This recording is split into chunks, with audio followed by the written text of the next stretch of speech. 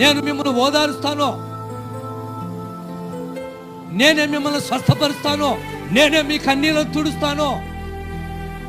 ఆ రోజు ఏవో ఆస్తులు పోయాయి, ఏవో పిల్లలు పోయారు, ఏవో సంపద పోయింది, ఏవో గొర్రెలు పోయాయి, ఏవో ఒంటెలు పోయాయి, ఏబుకు ఉన్నదంతా పోయింది, ఏబుకు ఆరోగ్యం కూడా పోయింది.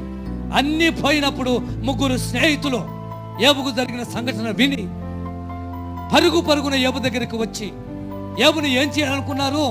ఓదార్చాలనుకున్నారు. కుదిరిందా? ఏమండి, ఏబు స్నేహితుల వల్ల అయిందా? మీరు చదువుకొని ఇంటికి వెళ్ళాక 2వ అధ్యాయము 10-11 వచనాల్లో కనిపిస్తాయి ఆ మాటలు.